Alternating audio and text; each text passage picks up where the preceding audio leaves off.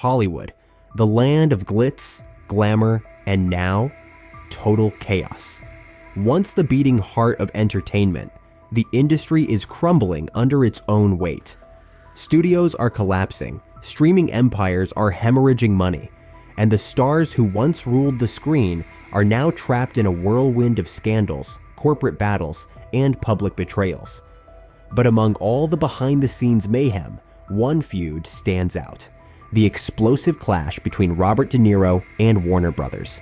And just when you thought it couldn't get any messier, Bill Maher threw himself into the fire, calling out De Niro and escalating the tension to an all-time high.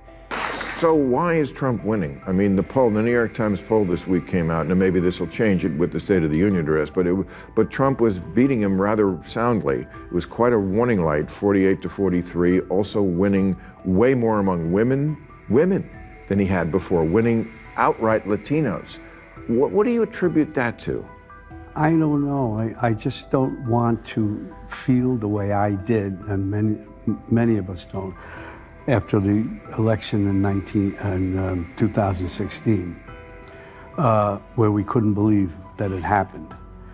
The guy is a total monster, and anybody, I don't understand it. I guess they get behind that kind of logic. They want to fuck with people, screw them, because they're unhappy about something. He's such a mean, nasty, hateful person. I never play him as an actor, because I can't see any good in him. Nothing. If you're just tuning in, buckle up, because this Hollywood fallout is nothing short of explosive. Robert De Niro, a living legend with unforgettable performances in The Godfather Part 2, Raging Bull, and Goodfellas, was set to pocket a staggering $40 million for two major Warner Brothers films. Both projects were tailor-made for him, bringing him back to his iconic mob boss roots. But in a stunning turn of events, Warner Brothers abruptly dropped him, launching a high-stakes battle that's now playing out in court. What seemed like a routine casting decision quickly spiraled into a full-blown controversy. Warner Brothers had banked on De Niro's commanding screen presence to drive these films to success. His massive payout reflected his status as one of Hollywood's most bankable stars. But just as the projects were gaining momentum, everything came crashing down. The studio shocked the industry by cutting all ties with De Niro, leaving him sidelined and furious. Then the real bombshell dropped. De Niro claimed he wasn't let go over contracts or creative differences. He was fired for his political views. According to him, Warner Brothers bowed to outside pressure from powerful figures who wanted him silenced. It's no secret that De Niro has never held back when it comes to his political beliefs. His fiery opinions have earned him both admiration and intense criticism. But now, he insists that speaking his mind has cost him two blockbuster roles. Warner Brothers, however, tells a very different story, one that raises even bigger questions. Insiders at the studio deny this was about politics alone. Instead, they claim De Niro crossed a line, making incendiary comments that stirred massive public backlash. To protect their brand, they made the call to drop him before the controversy got even worse. So who's telling the truth? Was De Niro blacklisted for his politics? Or did Warner Brothers make a tough business decision to avoid a PR disaster? One thing's for sure, this fight is far from over. Robert De Niro has never been one to hold his tongue. For decades, his outspoken views on politics and society have made him a lightning rod for both praise and controversy. But now, the legendary actor is facing a battle unlike anything he's seen before, one that threatens not just his career, but his entire legacy. He insists that speaking his mind has cost him two massive roles, but Warner Brothers is telling a very different and far more explosive story. Insiders at the studio claim this wasn't about De Niro's politics, but how he expressed them. According to sources, the actor's recent string of inflammatory remarks ignited public backlash, putting Warner Brothers in an impossible position. The fallout reportedly reached the highest levels of the company, with CEO David Zaslav personally stepping in to address the crisis. The message was clear. De Niro had become a liability, and drastic action was needed. But there was another factor at play: money. De Niro allegedly demanded a staggering $60 million payday for the two films, along with higher residuals at a time when Warner Brothers was already struggling with budget constraints. With financial tensions mounting and the controversy surrounding De Niro intensifying, the studio made the shocking decision to cut ties completely. What should have been a routine casting adjustment quickly spiraled into an all-out war. De Niro, refusing to fade quietly into the background, is now gearing up for a high-stakes legal battle. He's suing Warner Brothers and CEO David Zaslav, claiming that his firing was a politically motivated takedown orchestrated by powerful forces who wanted him silenced. The lawsuit alleges that the studio caved to pressure from outside groups, deliberately derailing his career and robbing him of the $40 million he was set to earn. But here's where things get even more complicated. Many legal experts aren't convinced he has a strong case. Some believe the lawsuit is more about controlling the public narrative than actually winning in court. Meanwhile, Warner Brothers isn't backing down, firmly stating that their decision was about professionalism, not politics. According to them, De Niro's actions created unnecessary risks, and they acted in the best interest of the company. And if a courtroom battle wasn't enough, De Niro is taking his fight to the court of public opinion. He's launching a full-scale media blitz, lining up appearances on talk shows, podcasts, and radio programs, including The Howard Stern Show, where he's expected to unleash fiery rants and impassioned defenses of his position. His mission? To convince the world that Hollywood is silencing him and that this isn't just about him, but about free speech in the industry. While De Niro wages his war, Warner Brothers is left scrambling to contain the fallout. The two mob boss films he was set to star in are now on the verge of collapse. One is facing deep budget cuts, while the other might not happen at all. Finding a replacement for a screen icon like De Niro is proving to be a nightmare,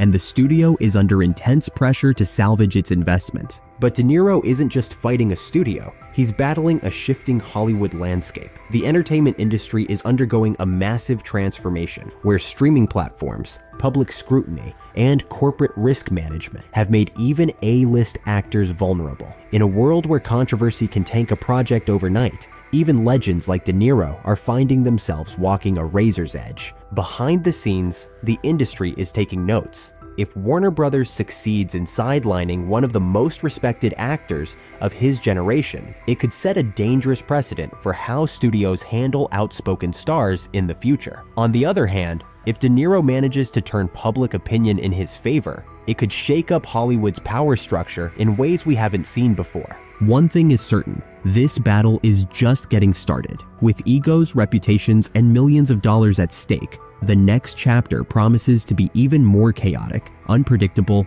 and headline-grabbing than anything Hollywood could script. The question is, who will come out on top? Voters do not agree with these despicable women on The View. They are wildly out of touch with the vast majority of Americans, and frankly, they should seek immediate help. This is why, of course, she's on The View and not working for the most powerful man in the world, because Caroline would wipe the floor with you bitter banshees any day. Joe Biden knows how to do this. Yes. He knows how to do this. He's quite good at this. And you know, you can't refute anything with him because he just, when I say him, I mean... He rambles. Trump. Yeah. He tends to just... But can I mention one thing? A few days back, we shared the intense verbal exchange between the new White House press secretary, Caroline Leavitt, and Whoopi Goldberg. Get ready, because what you're about to see is truly shocking. I, too, am a working mom and always have been. I've been a professional woman since I graduated from college or law school. But now there's, I think, a good thing, which is like the restoration of valuing so-called traditional, moms, and that's great. The women who take care of their kids full time. Most of my best friends are doing exactly that.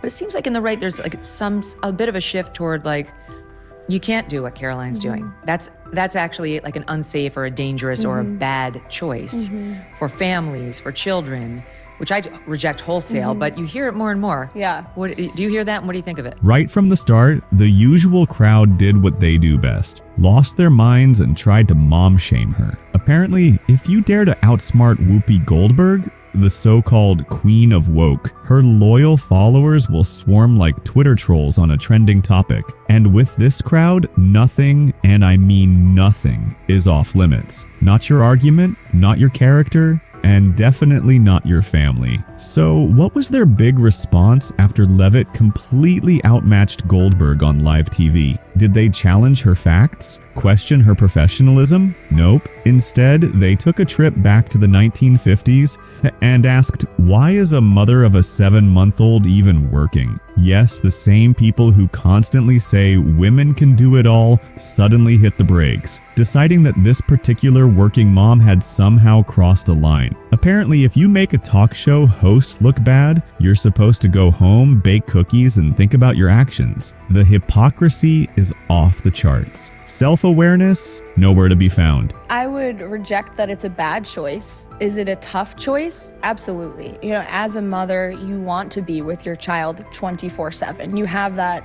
maternal instinct. 27. Yeah. Not all the time. Well, right now, yes, because he's 7 months and just squishy and lovable, but I'm sure that will change. No, but you know, you do have that maternal instinct, but also recognizing, like, I'm doing this work for my son and for all children to make this country better. And it's a once-in-a-lifetime opportunity. Yes. It's also it's temporary, right? In 4 years, my son will be 4 years old and the president will no longer be at the White House. And then I'll move on and do something else. But, you know, this chaos of 24/7 work is a temporary matter. And that's what at least I tell myself to get through these very long and hard days. But I would reject that you can't be a good mom and be good at your job. I think you can do both. It certainly it's not for everybody. And it takes a lot of work and will and faith and prayer. And it's hard, but it can be done. And, you know, I would reject that. Just like that, Caroline Levitt shuts down the outrage with ease, like swatting a fly with a sledgehammer. She calmly lays out what should be obvious. You can balance a career and motherhood without having to choose one over the other. Groundbreaking, right? Somebody call the research institutes. But here's where Levitt really changes the game. She fully embraces traditional values, openly admitting that balancing work and raising a child is challenging and not the right fit for everyone. Shocking, I know. A woman saying, hey, my lifestyle isn't one size fits all. Unlike the usual you must have it all or you've failed feminism mindset, Levitt takes a more level-headed approach. She respectfully points out that women who choose full-time motherhood deserve just as much respect as those who pursue careers. Because believe it or not, raising the next generation is just as important as climbing the corporate ladder. In the end, Levitt doesn't just win the argument. She exposes the hypocrisy for what it is, performative empowerment mixed with a dose of mom-shaming. And just when you think things couldn't get any worse, the outrage machine finds a way to sink even lower. Cue the conspiracy theorists. I mean, I gotta ask you, because they said it, are you aware of any plots from Elon Musk to push President Trump down the stairs? Absolutely not. Let me be unequivocally clear about that. And watching this clip, I couldn't help but think how ironic that Whoopi Goldberg and Joy Behar and the rest of the ladies on The View spend their time calling Republicans the conspiracy theorists. But they have been wrong about everything they have said over the last couple of years. They likened President Trump to Hitler. They have mocked him, they have shamed him, they have lied about him consistently on their show. And it was a joy to watch them on November the 6th when they realized that tens of millions of Americans do not listen to the lies that they have spewed. These women are completely out of touch with reality. Yes, you heard that right. The same people who claim to be champions of facts, evidence, and logic have officially swapped their science is real yard signs for tinfoil hats. They've now dipped into conspiracy theories so absurd they sound like something you'd hear from a guy on the street corner shouting at passersby with a cardboard sign. And their latest wild theory? Brace yourself for this one. Apparently, Elon Musk, the man busy launching rockets and revolutionizing technology, has some secret plan to take down Trump by pushing him down the stairs. Yes, seriously, because nothing says billionaire mastermind like playground level tactics. And who's leading this groundbreaking investigation? None other than the brightest minds over at The View. a group of daytime talk show hosts who seem to think they're running a congressional hearing from their coffee table. Why? Because Levitt completely dismantled their leading lady, and now they're out for revenge. And who better to go after than her boss, Donald Trump, and his friend, Elon Musk? It's like watching a satire sketch unfold in real time. But Caroline Levitt wasn't about to let that nonsense go unchecked. She hit back with some sharp words that didn't just expose how ridiculous the claim was, but left the conspiracy theorists scrambling to come up with their next half-baked theory. A lot of women are preparing themselves for the impact of the incoming administration, which has led to this growing mantra from male right-wing incels. Your body, my choice. Say that to my face.